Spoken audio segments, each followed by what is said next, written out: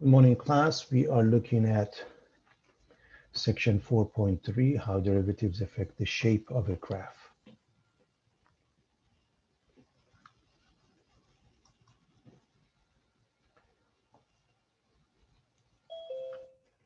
First,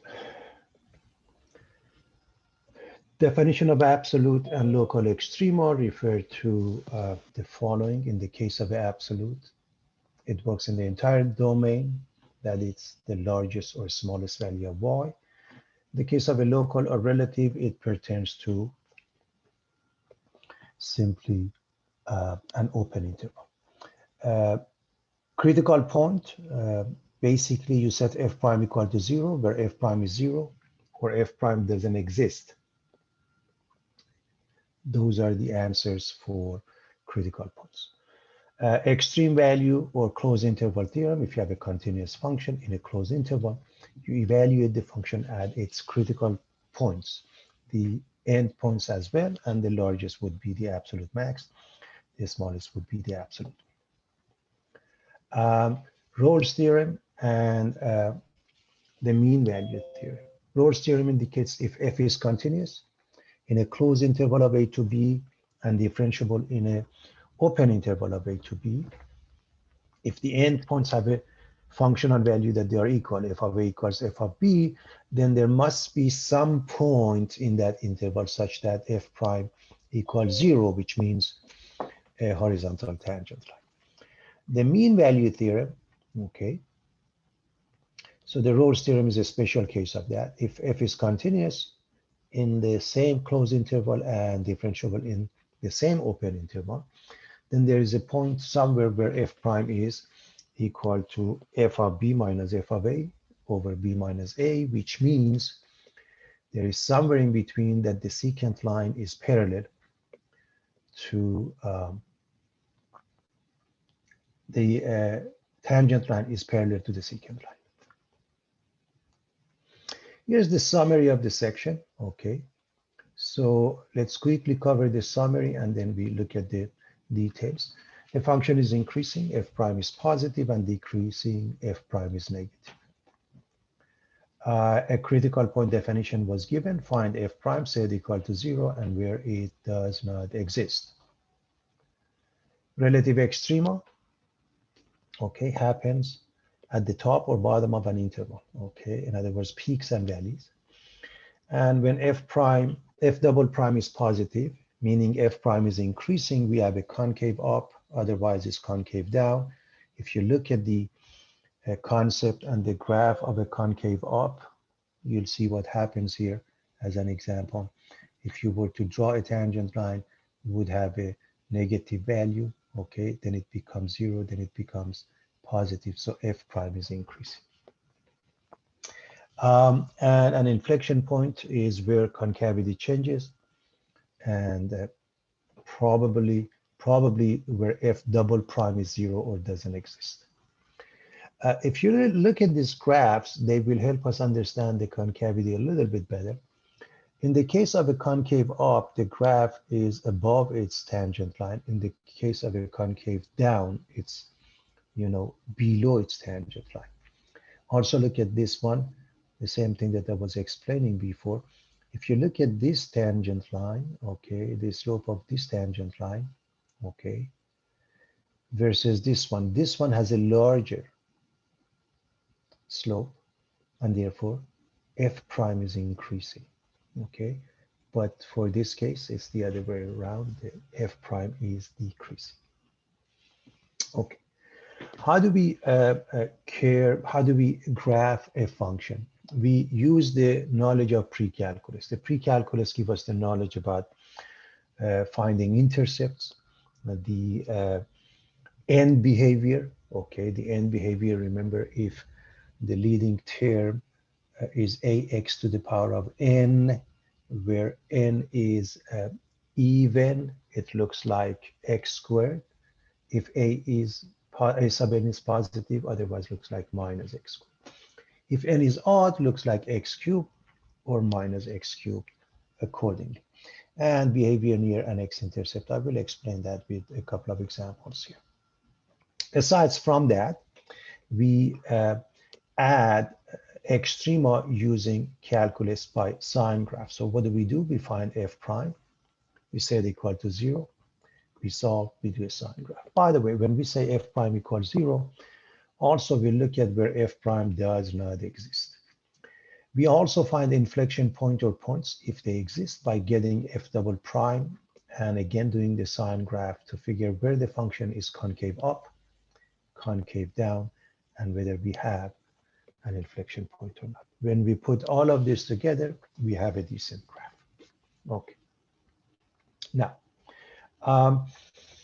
extreme values of a function are created when the function changes from increasing to decreasing or vice versa. So the idea of change, increasing to decreasing, decreasing to increasing, take a look at what happens. The change gives us local max when we go from increasing to decreasing, otherwise it's local mean. It's a local max, increasing to decreasing, this is a local mean, okay?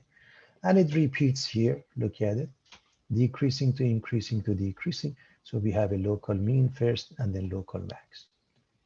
Same here, increasing, decreasing, increasing, decreasing. So we have a local max, local mean, local max. And so it gives us the definition of increasing. F prime is positive, increasing, F prime is negative, is decreasing.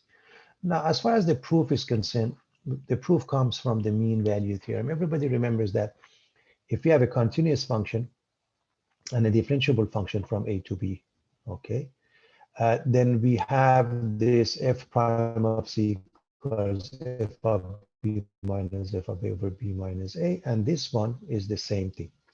So what happens, okay, as we go from left to right, assuming a is on the left, then b minus a is positive, okay. If f prime is positive, then the product of the right side is positive. So f of b minus f of a is positive, and f of b is larger than f of a. Believe it or not, that's a proof. In other words,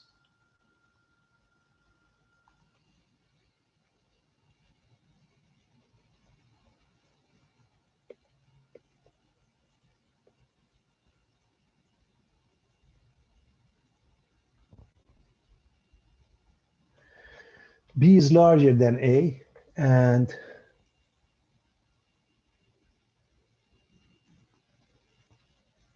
f of b is larger than f of a. That's the idea. As we go from left to right, okay, that's what happens. This is the definition of increasing, okay, decreasing. All right, so if y prime or f prime is positive,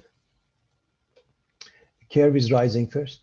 Take a look. We have increasing, then decreasing. And increasing, just increasing and then decreasing. This is a local max. If it goes the other way around, take a look. So from decreasing, we go back to increasing. Now it's a local mean. And when y prime or f prime is 0, doesn't exist, local possible local max or mean. How do we get there? Sign graph. This is known as the first derivative test, everybody. First derivative test.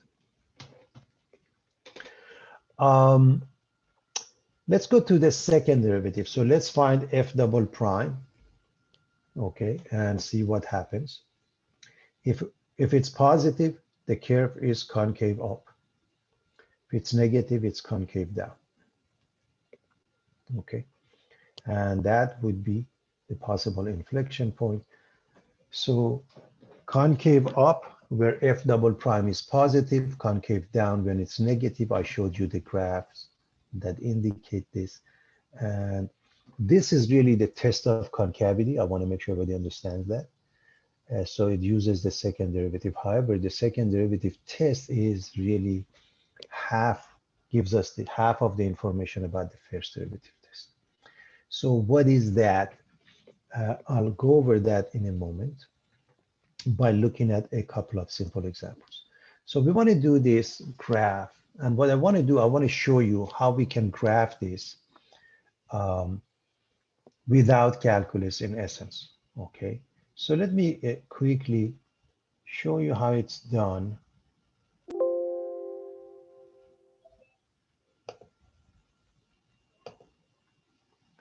So if we want to graph this without calculus, okay, so first, okay, let's just so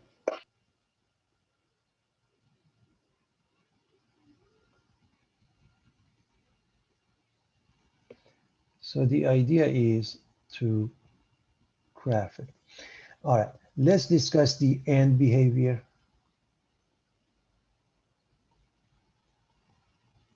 Okay, now I hope you see that a sub n x to the power of n. Okay, n is 3 and a sub n is positive. So it acts like x cubed, which means this is your AND behavior. Okay, class, you're in the first and the third quadrant. So that's one piece of information. Okay, the next thing is we are going to look at intercepts. I hope you see that it's in factored form so we can see the intercept. So x-intercepts, okay, is at -1, 0, 2, 0. Now, if you look at x plus 1, I hope you see the exponent is 1. We call this multiplicity 1. I hope everybody is remembering this.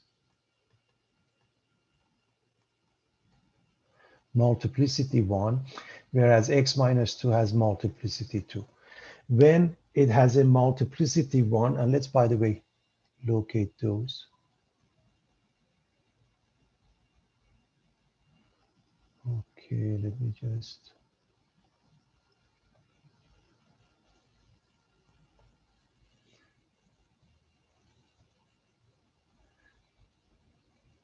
Now, multiplicity 2, we put this notation, meaning it can't cross that. So when the multiplicity is m is odd, graph can cross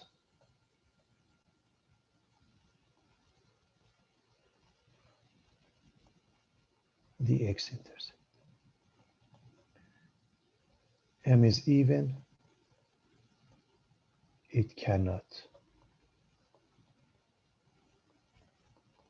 So a graph can cross the x-axis at its intercept, x-intercept, if the multiplicity is odd, otherwise it cannot. So having that, that means when it gets to here, it can cross, but not here, okay? And so the next thing is finding the y-intercept. I hope you see that the y-intercept, you replace the x with 0. So if we go with 0, we get 4, and let's assume this is 4. So if we were to graph this using pre-calculus, we are practically ready. So we can graph it like this. So I'm going to show you 3 different graphs. This is one possibility. Okay. The other one is this one. And the other one, in other words, I don't know where my max is, but I know my intercepts. Okay, I don't know when it's going to come back with pre-calculus. Now we're going to add this. I hope you appreciate just giving you the synopsis of what you should know from pre-calculus. Intercepts, behavior near an x-intercept. The concept of multiplicity comes with that, and the AND behavior. So having said that, let's go back to the question.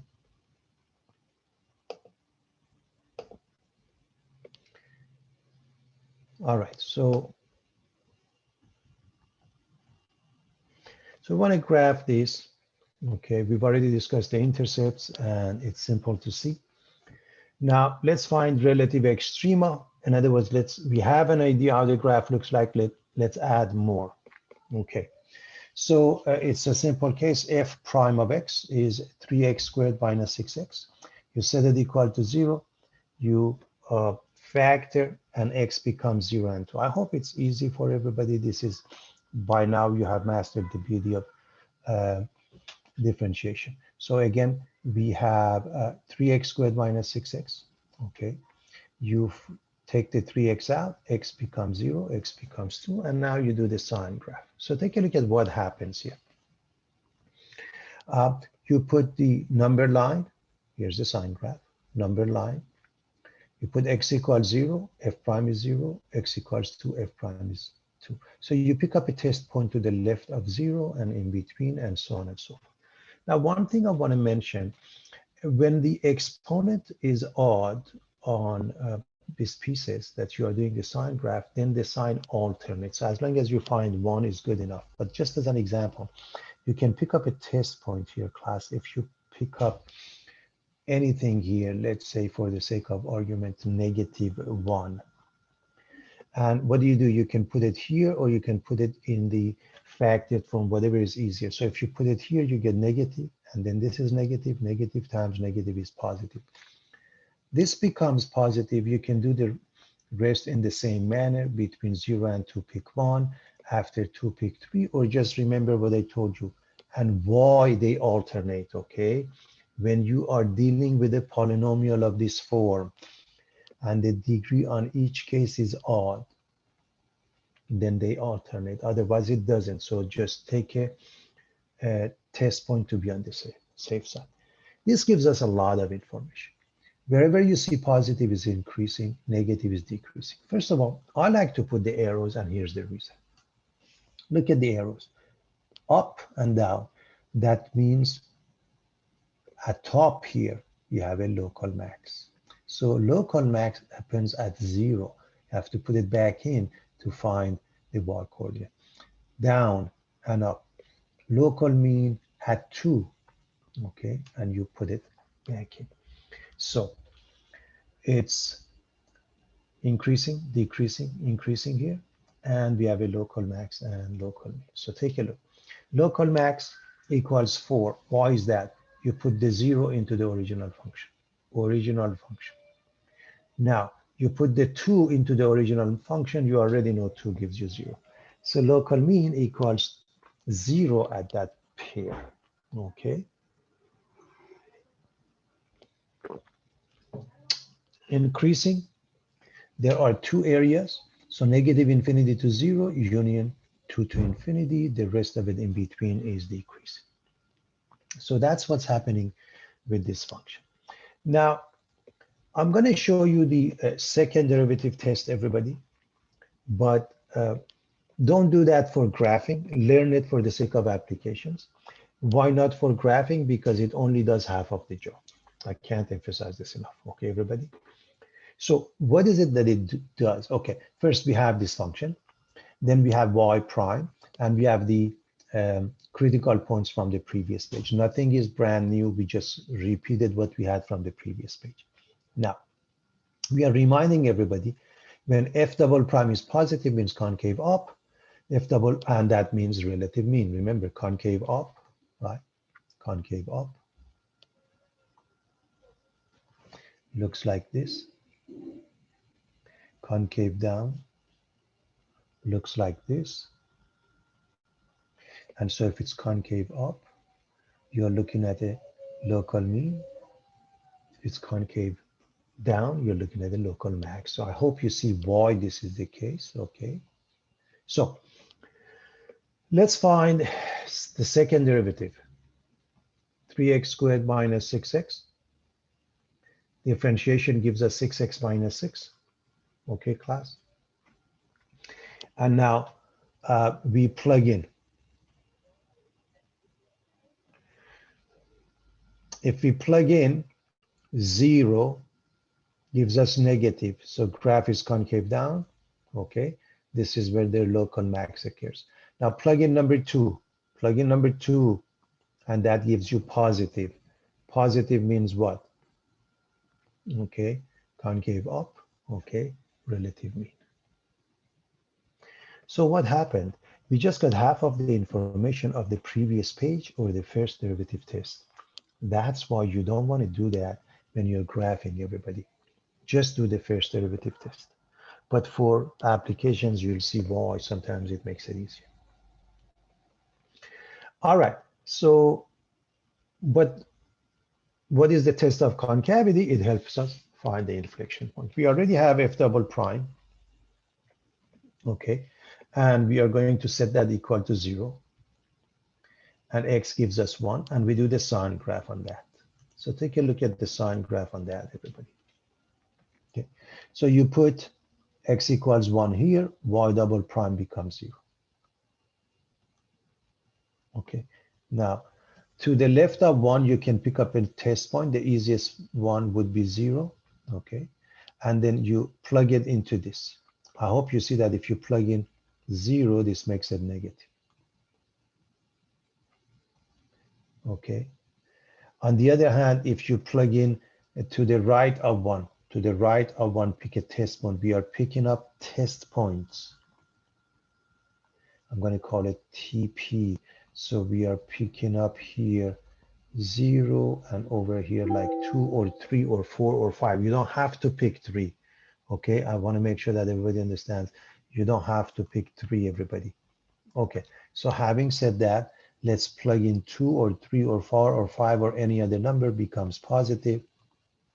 Okay, what does it mean? Okay, from negative infinity to 1, negative concave down, from 1 to infinity, positive concave up.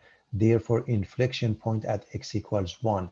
What is the pair? X equals 1, y equals, plug it here. Okay, and 1 and 1 is 2, 1 minus 2 is negative, 1 squared is 1, and that becomes 2, 1, comma 2. Okay, so here's the information we get: concave down, concave up, and an inflection point at x equals 1. Precisely what does it mean? 1, comma 2.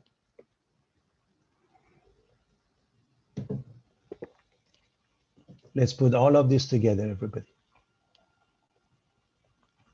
We're going to put all the information together. We have the intercepts. Let's make a summary. Take a look at the summary. We have the x-intercept negative 1, 0. We have the y-intercept, which is also the max at 0, 4. Inflection point at 1, comma 2. X-intercept at 2, 0. 1 extra point of 3, 4, or do not use it, your choice. So negative 1, 0. 0, 4. And we are doing this because we are saying that's a local max. Okay, 1, 2. The next one is 2, 0. And again, an arrow to say this is a local mean. And some other point, let's say 3, 4. If you need, you can pick up a couple more points. No need for that. And then what happens? You put them all together, and that's your graph, everybody. Okay. All right. Here's the function we want to look at quickly. Okay.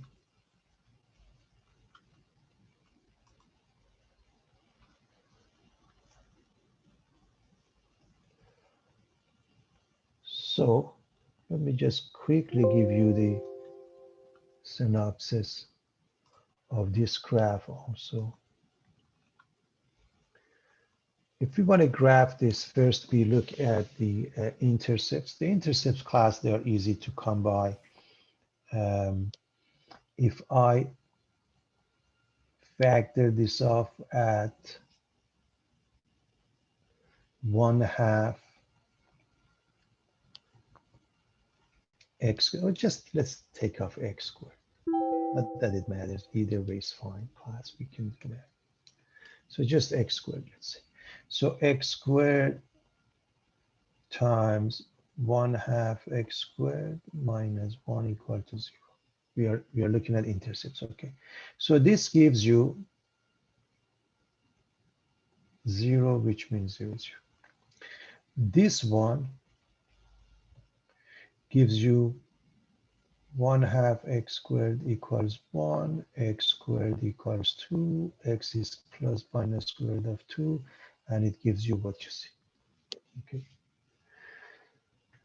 Now, what is that? A sub n, x sub n equals 1/2 x to the power of 4. So this is even, everybody, and this is what? Positive. So that looks like x squared. That's really the idea behind this. I hope everybody's comfortable with that. So if you graph this curve, so in other words, here's the expectation for the end behavior. Okay, that means x squared, y equals x squared, right? And so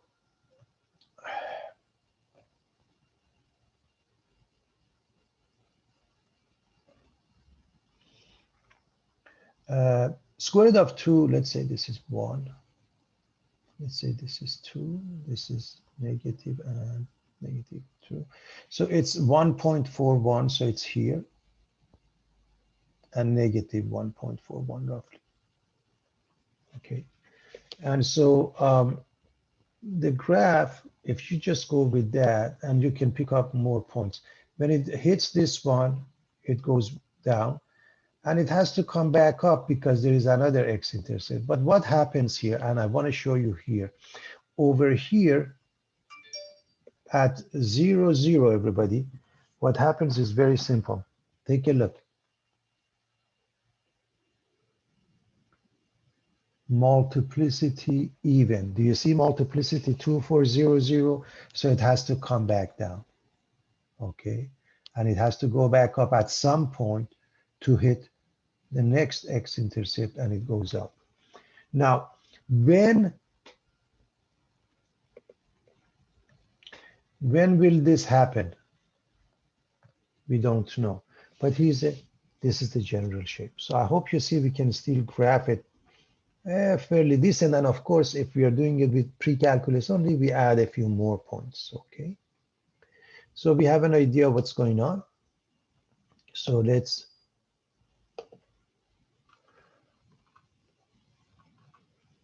go to the new question.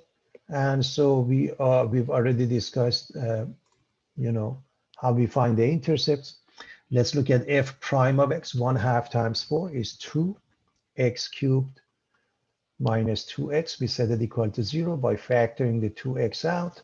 And I hope you see that when you take the 2x out, class, you get 2x times x squared minus 1. And x squared minus 1 is x plus 1, x minus 1, and that's how you arrive at the answer.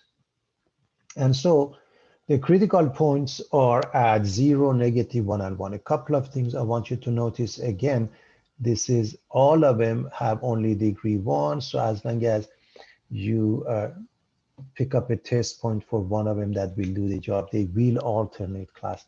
So you can pick up test points for all of them, or just to the left of negative 1, for example, negative 2, and observe what happens. If you pick up negative 2, plug it here.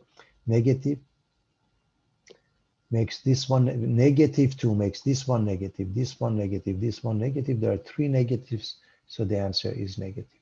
And then they alternate. Okay. By the way, pay attention to number 2. This is positive, it doesn't change anything. But if it were negative 2, then all of these signs will alternate in a different manner, positive, negative, and so forth. So you want to pay attention to the sign of the coefficient. Okay. So what does it mean? Let's look at the arrows also. To me, they are really helpful. Arrow down and up. See, this is the bottom of the graph, local mean. Up and down, local max, local mean. So when I say local mean at negative 1, you have to plug it back in to find the y coordinate. The same thing for the rest of them. So negative means decreasing, positive means increasing. So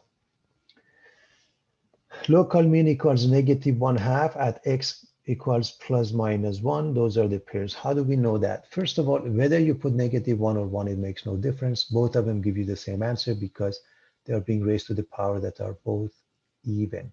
So let's quickly do that. 1/2 If you plug in 1 to the power of 4 or negative 1 to the power of 4 gives you 1, so 1/2. Minus either 1 or negative 1 squared is 1, so 1/2 minus 1 is negative 1/2. I'm showing you right here. All right, and then of course 0 is 0, so we have that one. And then decreasing from negative infinity to negative 1 union 0 to 1, otherwise is increasing. So we write it in this manner.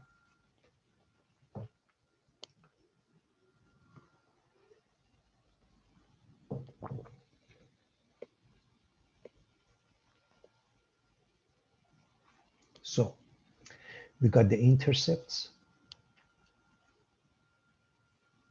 We did the first derivative test. We got local extrema, and we got intervals of increasing as well as decreasing. The next thing is to find the inflection point. That means we need to differentiate this again. All right. So here's f prime. Let's differentiate and we get 6x squared minus 2. We factor out the 2. We get x squared minus 3. Okay. 3x squared minus 1, my apologies. 2 times 3x squared minus 1. And x is plus minus 1 over square root of 3. So when you take out the 2, 3x squared minus 1, 3x squared equals 1. This means 3x squared equals 1. X squared equals 1/3. And so x is plus minus the square root of that. So those are the inflection points. The sine graph is easy, believe it or not. Again, there are really 2 roots. That means nothing repeats, okay, class? So that means as long as you find 1, you're in good shape. You can pick a number to the left of this, in the middle, or to the right. I hope you see the middle is 0, right, between negative and positive. So if you plug in 0, you can see what happens, okay? So when you plug in 0, it may be even easier to plug it into this. Makes it negative. So if this is negative, then the other 2 must be positive. Or just pick up to the left of negative 1 over square root of 3, like negative 2 or negative 10. To the right of 1 over square root of 3, positive. All right, so what does that mean? It means over here is concave up from negative infinity to negative 1 over square root of 3. From 1 over square root of 3 on is also same union, okay? In between is concave down. We have we have 2 inflection points. At those 2 points, plug it back into f of x to find the y coordinates. So let's see what happens. So concave down in between, concave up beyond the 2, okay? When we plug in, let's see what happens. I've shown you this is simple elementary algebra. If you plug in 1 over square root of 3 or negative makes no difference. What I want you to notice is this, everybody. This one is 1/3. Okay, so that's what we have here. Now this one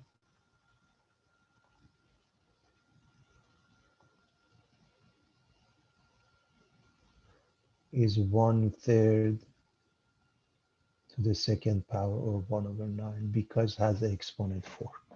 Now the rest is easy. Okay, so you have 1/2 times 1 over 9, which is 1 over 18, minus 1/3, which is minus 6 over 18, minus 5 over 18.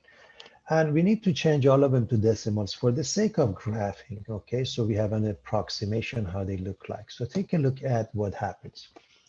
So the IP address, okay, we are changing 1 over square root of 3 to its approximation. This is an approximation 0.6, minus 5 over 18, minus point, let's say 3, or minus 0.278. So what we do, let's write the summary of what we got. So we have 2 points for x-intercepts here, negative 1.410 and positive 1.410. So negative and positive. Then we have the maximum that occurs at 0, 0. Okay, and bear in mind that over here, then it can't cross. Do you follow what I'm saying? I can even do this.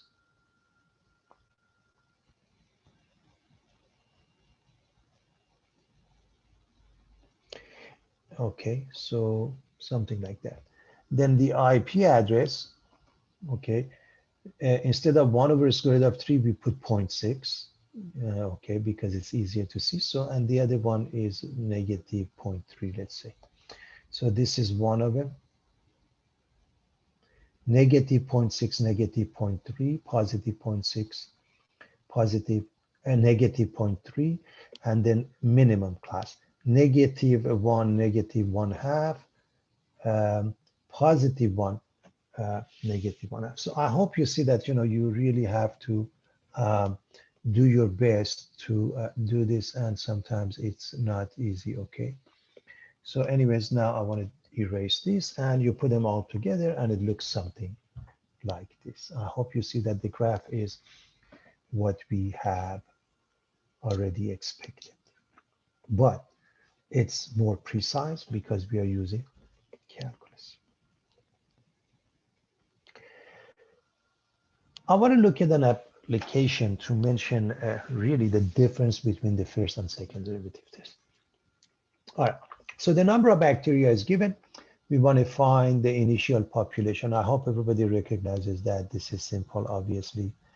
Just initial means t is 0. So plug in 0 and evaluate it. Okay, so this becomes 0 because of this t. This becomes 0, you're left with 100. 100 what? Millions of bacteria.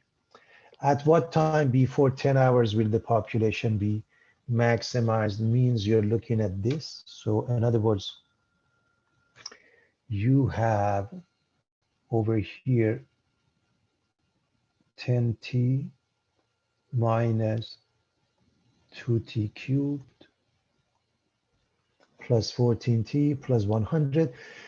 Combine, put them in descending order, and pay attention to the fact that 0 is included.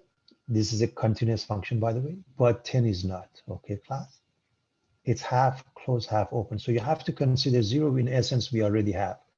Now the rest, let's do the first derivative test by finding n prime, setting it equal to 0. Minus 60 squared plus 24.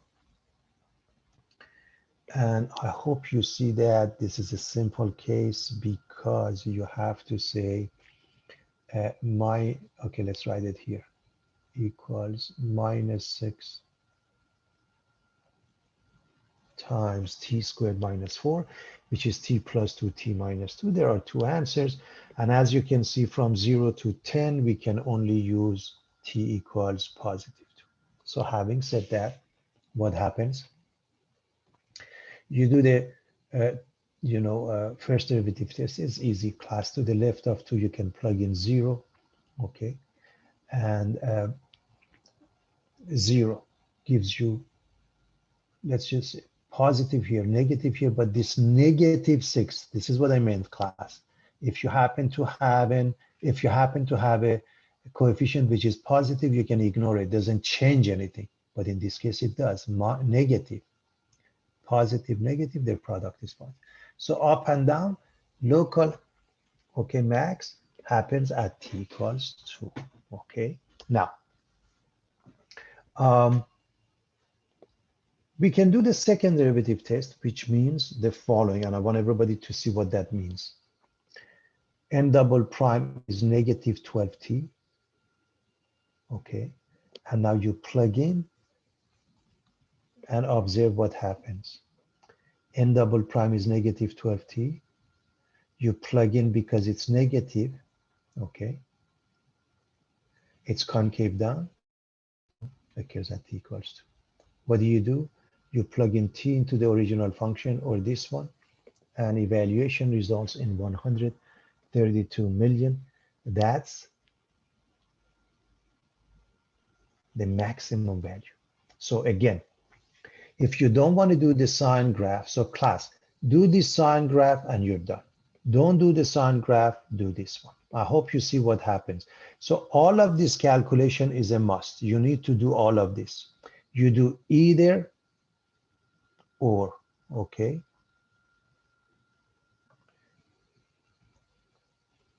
Either this one, the first derivative test, or this one, your choice. Don't do both.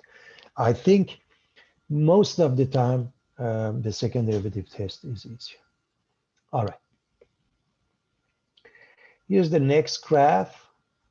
And what I want to do for this graph, I want to also give you the synopsis of what's coming up so you have an idea, again, as far as the transformation is concerned. So what we are looking at, class, is this graph.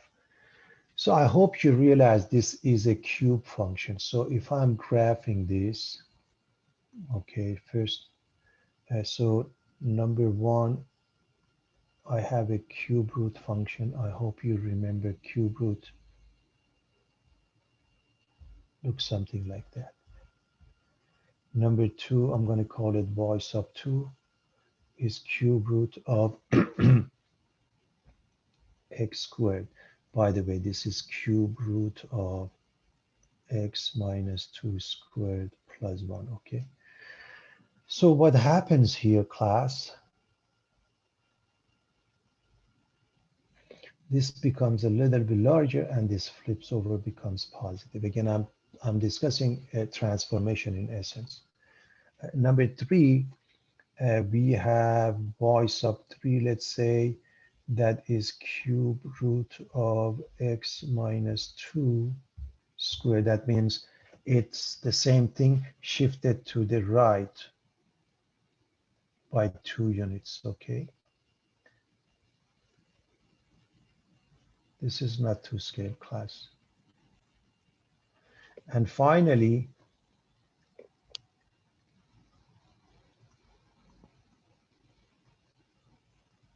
cube root of x minus 2 squared plus 1, it shifts up by 1 unit. So with the transformation, and if need be a couple of points, you really know how the graph looks like, okay? So I wouldn't worry about that. But let's quickly look at it from the point of view of calculus and add things here. All right, so let's see how it's going to look like here quickly.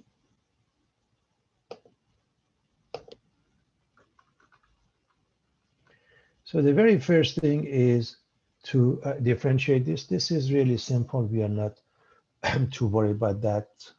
By now, we have mastered the beauty of differentiation. 2/3 x minus 2 to the power of 2/3 minus 1, which is negative 1/3, and then times the derivative of the inside, which is 1, plus 1 gives us 0. So here's the differentiation, and we rewrite this. Okay, so that's f prime of x. That shouldn't be a big deal. So what happens to f prime of x? If you set it equal to 0, that means it's a fractional expression. The top is 0. It can never be 0. Doesn't exist, the denominator is 0, and therefore x becomes 2. And you do the sign graph on that. Now notice what happens. To the left of 2, for example, 0. If I put 0 here, I hope you realize this is negative. Cube root becomes negative. The top is positive over negative is negative, and beyond 2 becomes positive. What does it mean? Look at the arrows. Okay, so the arrows tell us that it's a local mean. So local mean at x equals 2. And of course, you got to plug it back in. When you plug it back in, this becomes 0. So you have 1, 2, 1. We already have seen it from the graph that I showed you. Negative means decreasing from negative infinity to 2, increasing from 2 to infinity. So that's very straightforward. Now let's look at the second derivative test. So to do the second derivative, the concavity test, to do that, we need to differentiate this, but it's easier to differentiate this piece. So 2/3, so f double prime, 2/3 times negative 1/3, okay, which gives us negative 2 over 9, x minus 2 to the power of minus 1/3, minus 1, or minus 4/3. okay? And we can rewrite it as such. Now, I hope you see that what's going on here. Let's look at the denominator. Number 9 is positive. Cube root of whatever being raised to the power of even becomes also positive. So the whole thing is positive in the denominator. Negative with the exception of x equals to. At x equals to, it's not negative, okay, class? It's undefined. So f double prime is 0, never. F double prime doesn't exist at x equals to. If we want to do the sign graph, I'll show you the sign graph for one reason only, and that is to be able to write, properly the intervals of increasing, decreasing. Why am I showing you this? If you're looking at this one without writing x is not true, this means it's concave down, okay, always. Does it mean from negative to positive infinity? It would, except when we see x is not equal to 2, that means you have to write from negative infinity to 2, union 2 to infinity. And if you look at the sign graph, everybody, okay, the same thing happens here. Negative and negative, that means concave down, but it's not from negative to positive infinity. Rather, it's from negative infinity to 2, union 2 to infinity. And I want you to pay attention to that, and also what I wrote here. X cannot be 2, okay?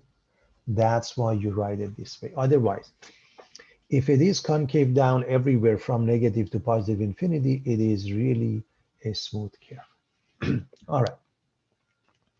So intercepts, if you replace x with 0, you get negative 2 to the power of 2/3 plus 1. Negative 2 to the power of 2/3, that means cube root of 4. I hope you know that, right?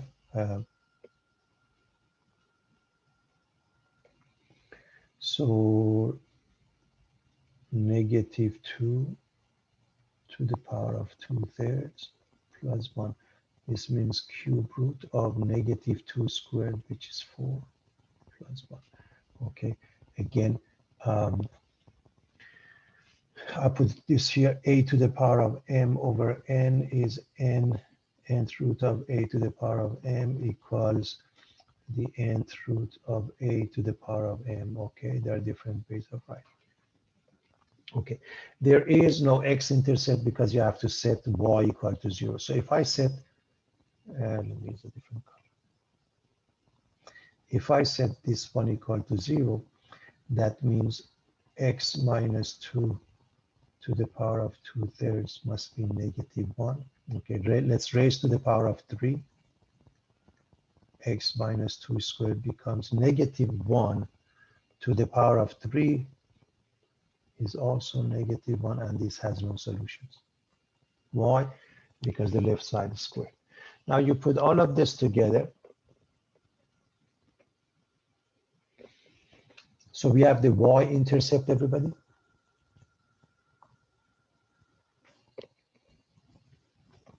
Okay. Remember, cube root of 4 plus 1 is about 2.6 roughly, okay? Extra 0.12, minimum 2.1, another extra 0.32. By the way, I hope you see that if you plug in 3 here, class, 3 minus 2 becomes what? 1. 1 to any power is 1 and 1, 2, okay? And then maybe a couple more points like negative 1, 3.08. Negative 6.5. If you put negative 6 class with negative 2 becomes minus 8. Cube root of that is 2. Minus 2 squared is 4 plus 1 gives you 5. If you plug in 10, you get the same thing. And 10 would give you something like a point somewhere here. Okay. You put them all together, and that's your graph, roughly.